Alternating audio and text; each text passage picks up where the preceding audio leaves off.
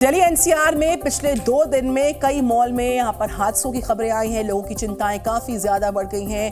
Greater Noida के blue sapphire mall में grill हादसे के बाद दक्षिण दिल्ली के चर्चित मॉल में भी हादसा हुआ।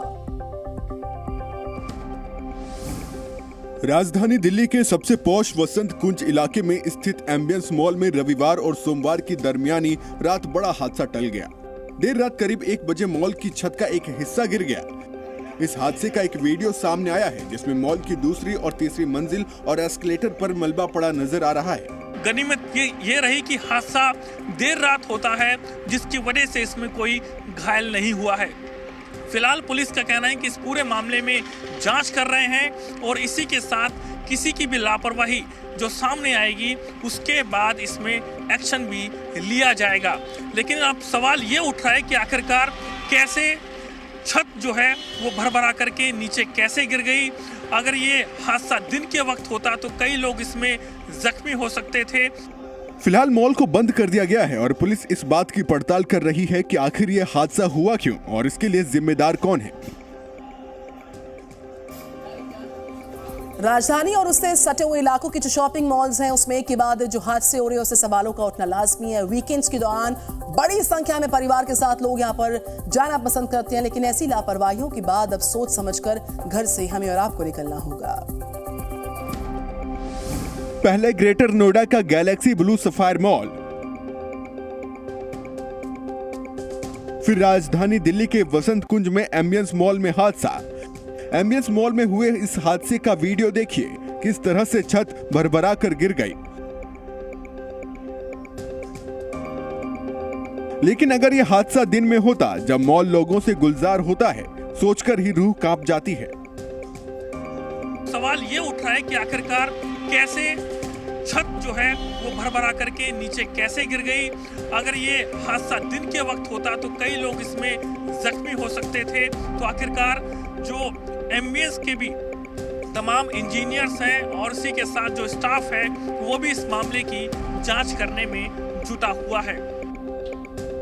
हादसे के समय मॉल बंद था। मॉल के अंदर सुरक्षा कर्मियों के अलावा कोई नहीं था।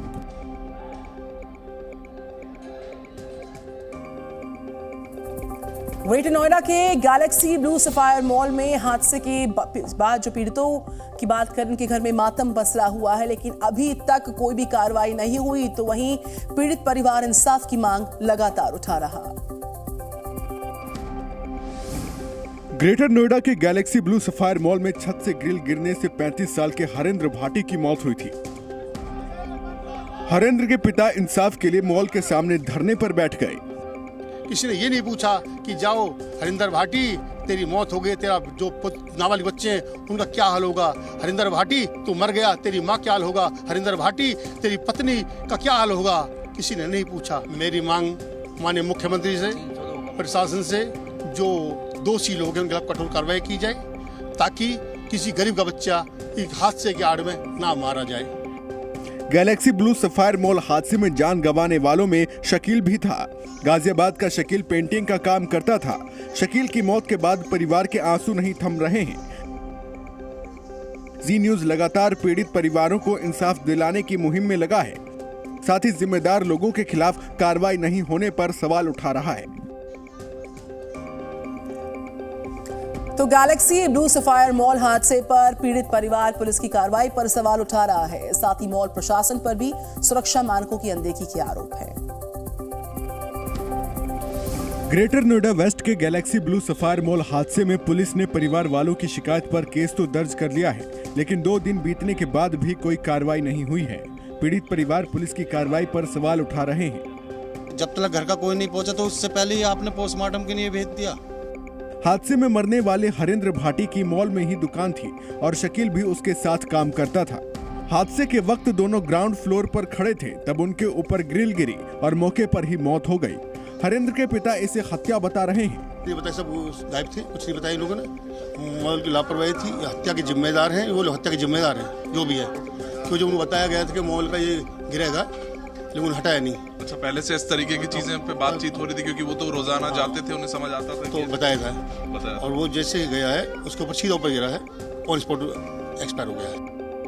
फिलहाल पुलिस ने मॉल को बंद कर कंस्ट्रक्शन सेफ्टी, फायर सेफ्टी और लिफ्ट की जांच के आदेश दे दिए हैं। जी न्यूज़।